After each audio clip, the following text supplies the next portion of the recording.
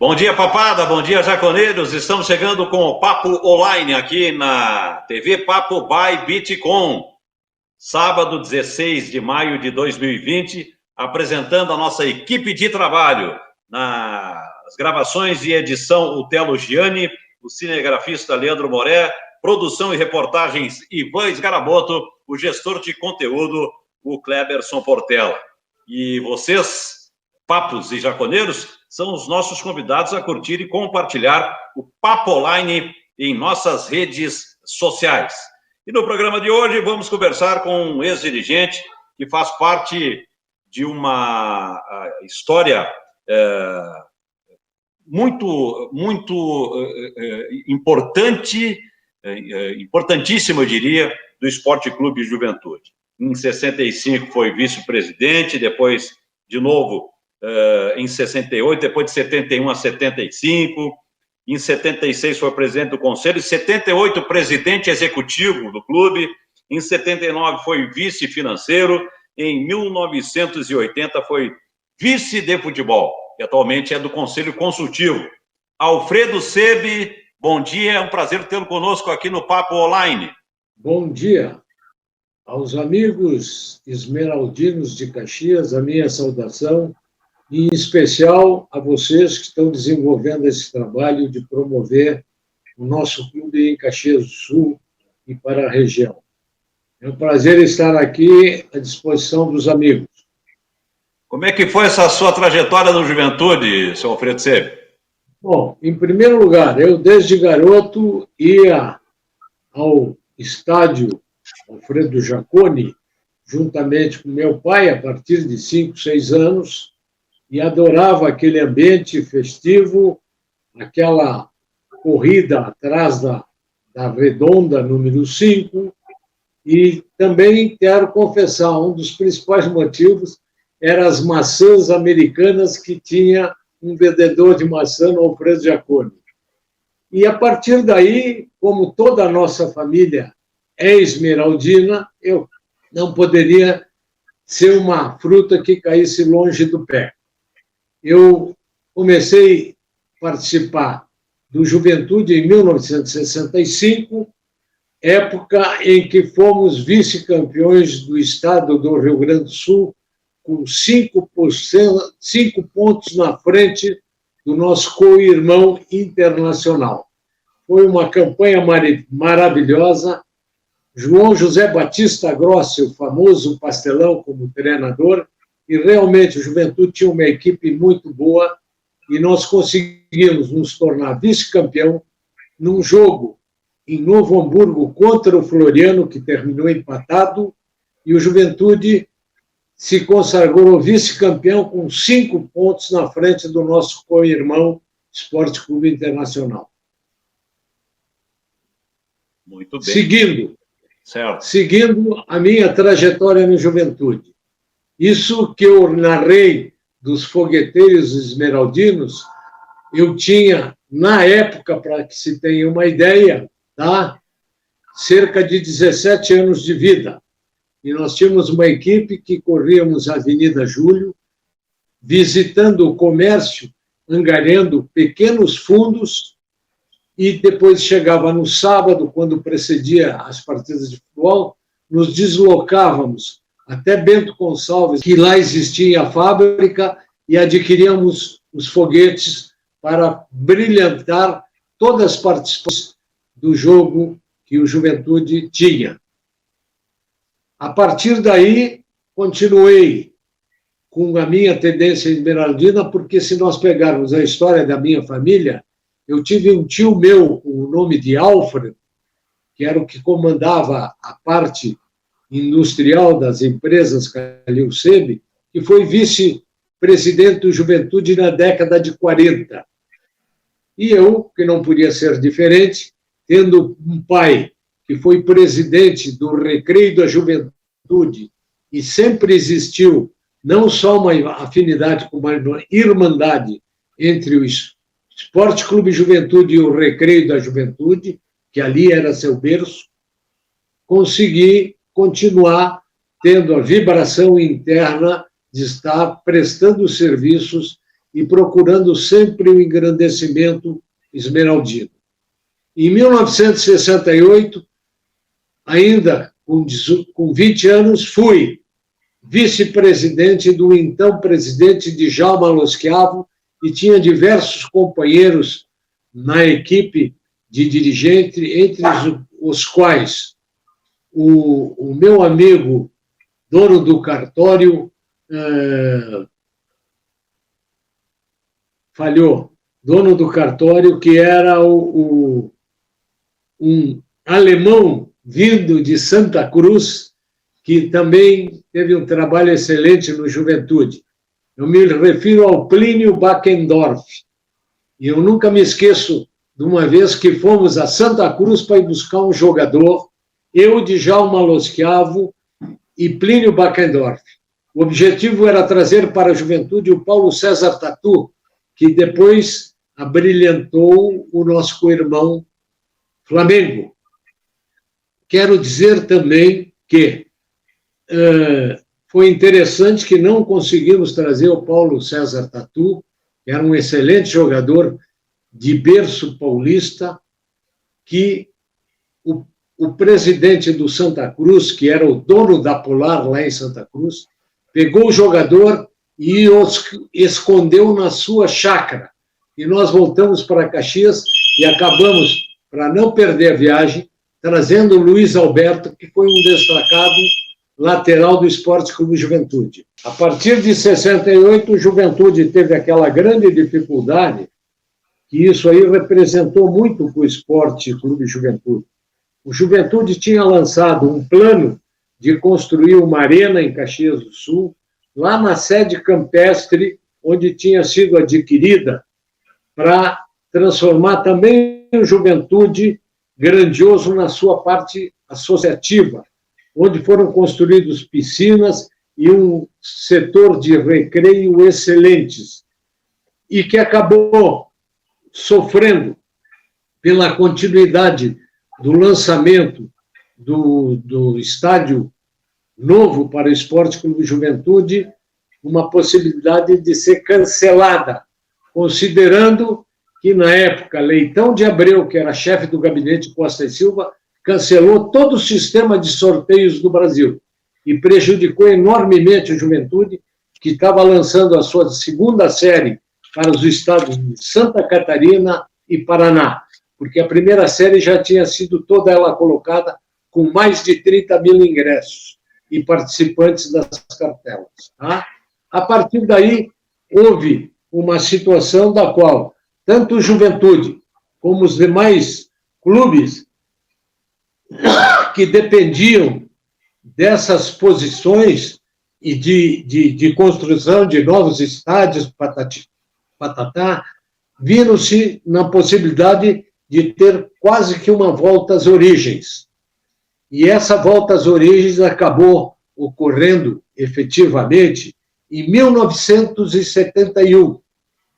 Oportunidade que tanto o Esporte Clube Juventude como o Caxias tiveram que entrar em licença dos seus departamentos de futebol e aí fundar a Associação Caxias do Sul de Futebol, com a união dos dois clubes. O resultado disso foi que o presidente que estava no comando do Juventude, muito dedicado, era o doutor Milton Casanovas Machado, com a ajuda e a participação do doutor Galíquio, que fizeram as reuniões, e o Conselho do Juventude, que tinha na época a presidência do major Cláudio Damasceno Ferreira, optou pelo licenciamento por até 5 anos e entrou, como era necessário na época, participar da Associação Caxias do Sul de Futebol, que acabou em 1975 para o Juventude, porque o Juventude ficou com a votação do seu Conselho Deliberativo que o Juventude se licenciaria por até 5 anos.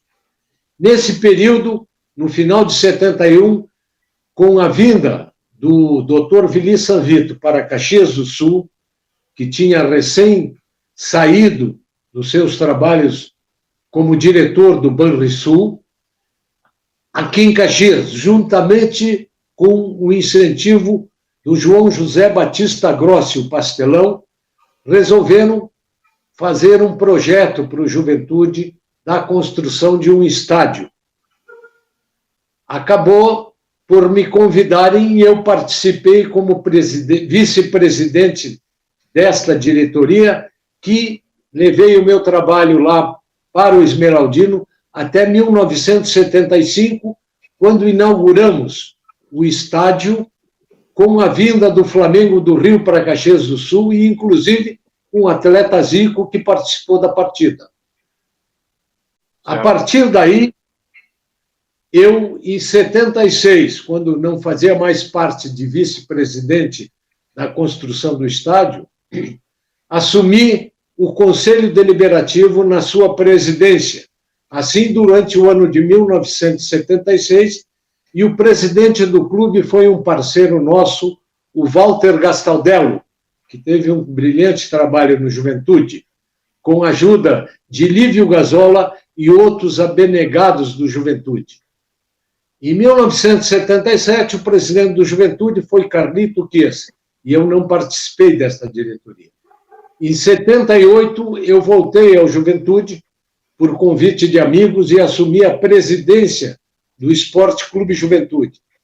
E houve uma renovação total dos nossos quadros de dirigente, onde eu fui buscar os vice-presidentes de todas as áreas do Juventude, e eu vou nominar algum dos presentes que participaram daquela gestão de 1978, que prestaram relevantes serviços ao Esporte Clube Juventude. Começando, vejam bem, pelos vice-presidentes como Paulo Eli Basso, que estava na área administrativa do Juventude, Raimundo Nora Neto, na parte financeira do Esporte Clube Juventude. E assim tinha outros abnegados juventudistas, que eu devia ter feito a relação, mas estou usando da minha memória para lembrar desses homens que trabalharam em prol da Juventude. No futebol, em 78, o vice-presidente era João Zene Fazoli. O seu diretor de futebol foi Gastão de Oliveira Brito, que depois foi até o presidente campeão do Estado com o Juventude em 1998. Então, nós permanecemos 5 anos na construção do estádio Alfredo Jaconi e que teria aqui mais tempo necessário para consertar e conversar diversas etapas que foram vencidas para a construção do estádio e o retorno do Juventude ao futebol. Em 78, eu fui indicado para presidente e, voltando ao assunto, assumi a direção do Juventude com inúmeros juventudistas, como eu já citei, como Eli Paulo Basso, Raimundo Nora, Edson Mantovani, que era um colaborador também distintivo, destacado no Juventude, e tinha também outros colaboradores, como já citei, da área administrativa, financeira, social e assim por diante. Em 78, quando eu encerrei o mandato, eu tive o prazer de fazer a minha sucessão com João Fazoli para presidente, certo? E fiquei na vice-presidência de finanças. E tinha mais outros juventudistas que participaram dessa gestão, que eu precisaria novamente citar o nome deles, mas vou me delongar há muito tempo. Um fato que eu acho que é importante narrar da minha gestão de 78 foi que nós conseguimos fazer o Esporte Clube Juventude ingressar no Campeonato Brasileiro da Série A por convite. Eu me dirigi diretamente ao Rio de Janeiro e, por intermédio de Hildo Nejar, que era um gaúcho de Garibaldi e que me foi indicado para procurá-lo o Verardi do Grêmio, foi o que me deu o caminho para chegar lá. Tivemos na corretora Marca, ele que era o chefe de gabinete do almirante Heleno Nunes, tinha sido presidente do América do Rio, e conseguimos que o Juventude ingressasse no Campeonato Nacional de 1978 por convite, que depois até o nosso presidente da federação, Rubens Hofmeister, foi ao Rio de Janeiro para oficializar esta iniciativa do presidente da CBF, almirante Heleno Nunes. Juventude participou do Campeonato Nacional de 78 e, a partir daí, teve a sua permanência durante 13 anos na Série A da elite do futebol brasileiro. Tive o prazer de levar para o seio esmeraldino dos dirigentes personalidades caxienses como Walter Dalzotto, o pai, que foi presidente em 2 gestões, João Faviop, empresário da nossa cidade do ramo hoteleiro, que tinha sido, inclusive, secretário do governo do Estado. Tivemos também outros presidentes, como o Luiz Carlos Festugato, e por aí seguiu, como, por exemplo, o Gastão de Oliveira Brito, que foi o diretor de futebol na gestão de 78. O que eu posso dizer?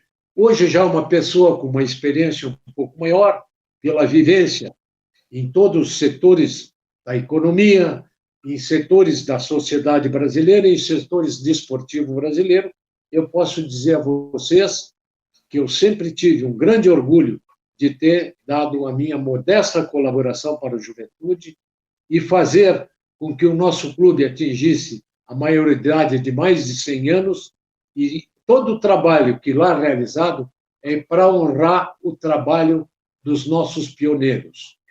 Nós estamos com Alfredo Sebi, aqui no Papo Online, personagem importante da história do Esporte Clube Juventude.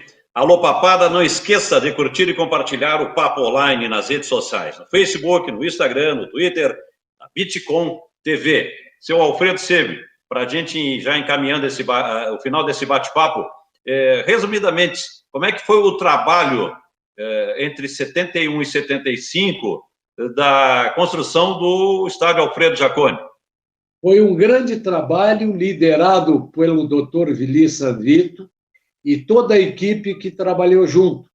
Entre eles, eu já citei alguns, posso ter esquecido alguns também, como Carlito Ques, que foi um abnegado também, o próprio patrono do Juventude, o Silveiro Cassina, era outro dedicado colaborador, e outros tantos que participaram dos conselhos do Juventude, na sua presidência, e outros tantos juventudistas que tiveram, vamos dizer assim, a sua iniciação pela beleza e pela construção do estádio Alfredo Jaconi.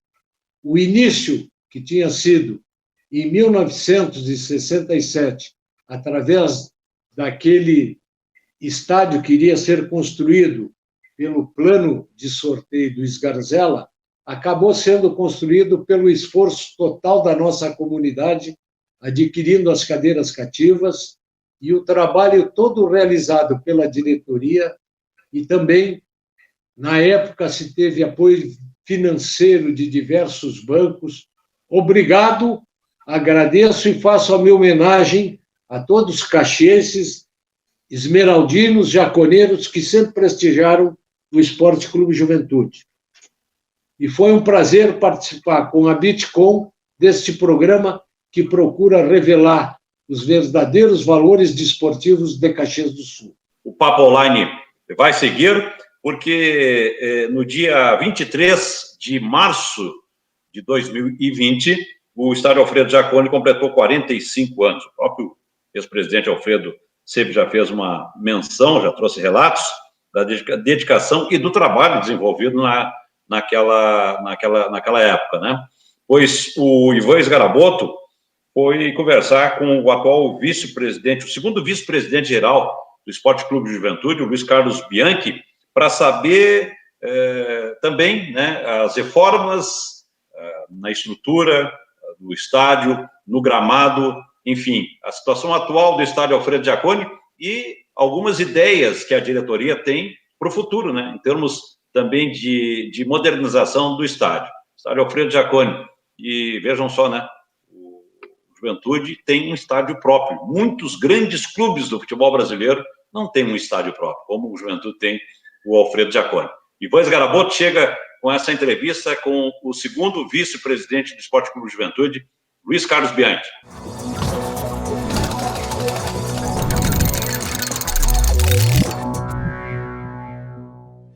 A Casa do Torcedor Jaconeiro completa 45 anos em 2020 e com muitas histórias. A construção foi uma iniciativa do ex-presidente Vili Sanvito.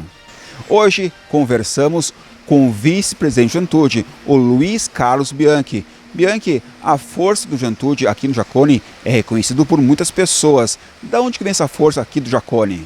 A gente entende que a força do Alfredo Jaconi ela vem em função de que todas as grandes conquistas foram conquistadas aqui dentro, com o apoio da torcida, e é por isso que a gente trabalha nesse sentido de dar as melhores condições para os nossos atletas e também de conforto e segurança para o nosso torcedor, para que a gente possa continuar tendo novas conquistas. Bianchi, com a parada do gauchão por conta do coronavírus, o que está sendo feito aqui no Alfredo Jaconi?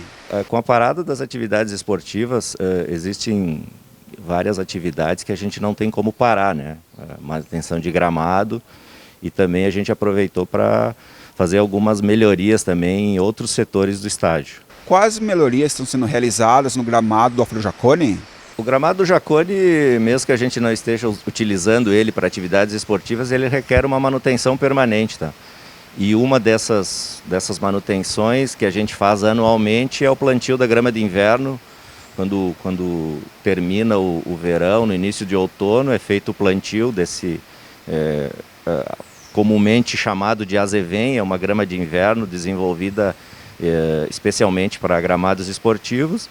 A gente fez o plantio dessa grama agora no início de maio, e é um plantio que ele é uma espécie de grama que ele vai durar até o final do inverno. Quando começa o período quente novamente, ele naturalmente morre, e aí a gente fica com a grama verdadeiramente dita, que é a bermuda, durante todo o verão.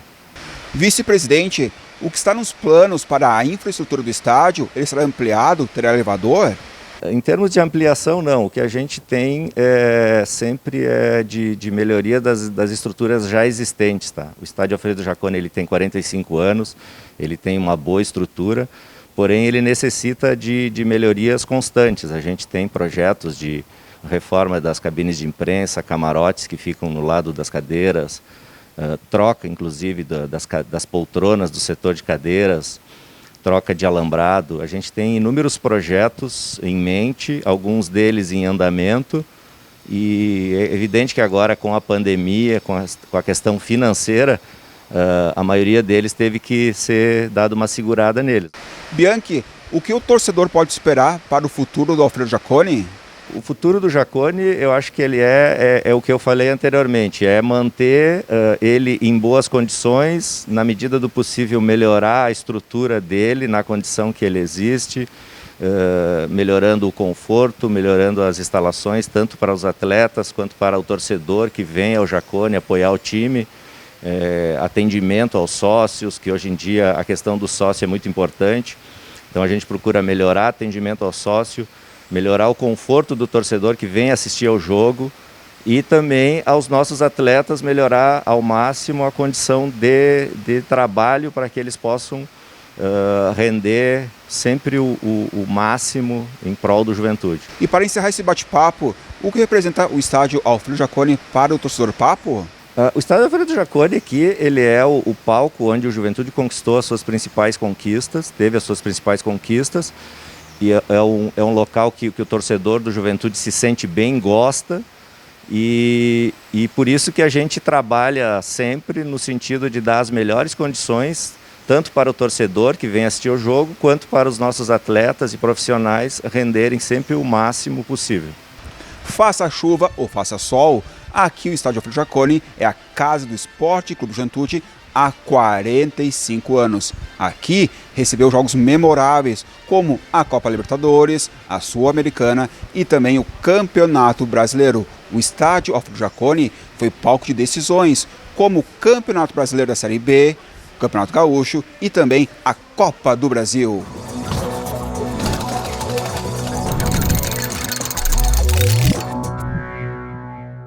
A entrevista do repórter Ivan Sgarabotto com o vice-presidente do Juventude, Luiz Carlos Bianchi, participando aqui do Papo Online, trazendo, né, algumas informações relacionadas à situação do estádio Alfredo Jaconi. Nesse momento, né, atualmente, como está o estádio Alfredo Jaconi, o estádio do Esporte Clube Juventude, que no dia 23 de março completou 45 anos.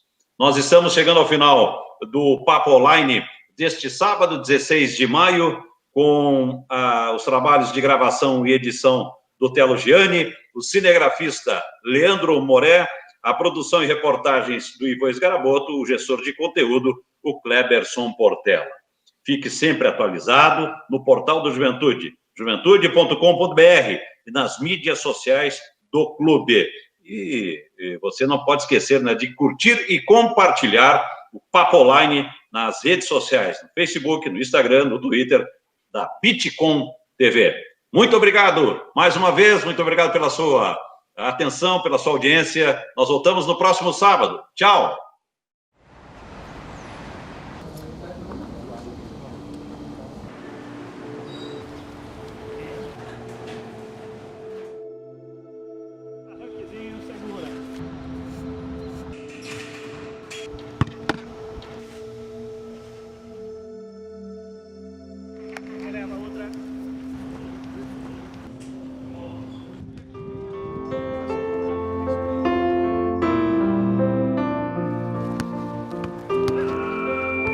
Alô? Alô? Alô? Me escutam? Vocês me escutam? Me desculpe interromper. Finalmente a sós em nossa casa.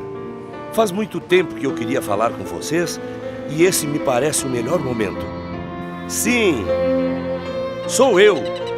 Quero falar de algo que é aquilo que fica quando morremos. E isso vale mais que qualquer dinheiro e que é algo que ninguém pode nos roubar.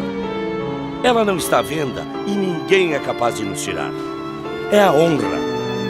Estamos próximos de completar 100 anos e tenho algo importante a lhes dizer. Na semifinal contra o Grêmio, quando tudo estava perdido, eu voltei para ajudá-los. Foram com essas mãos que ajudei a construir esse estádio. Onde estive nos rebaixamentos consecutivos? Onde eu estive nesse momento? A vida não é feita apenas de felicidades. Não podemos desistir quando injustiças acontecem. Saibam que não fui eu que enfrentou tudo e a todos no massacre do Beira-Rio. Não fui eu que tive esses reflexos incríveis na final da Copa do Brasil. Não fui eu que calei um Maracanã lotado. Não fui eu que resgatei o orgulho da torcida no ano em que completamos um século de vida. Portanto, rezem, peçam, lutem, corram, briguem, entreguem as suas vidas no próximo campeonato. Amem essas cores sobre todas as coisas. Façam por merecer usar essa camiseta.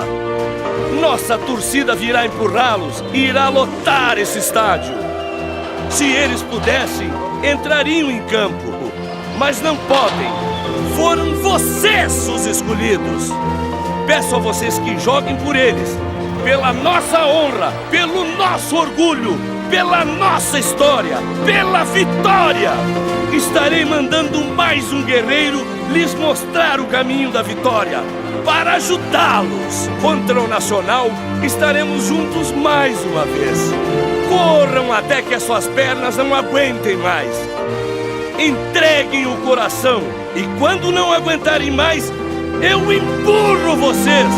Aqui em nossa casa, somos fortes e podemos permanecer imbatíveis. Força, rapazes! Força, rapazes! Eu confio em vocês!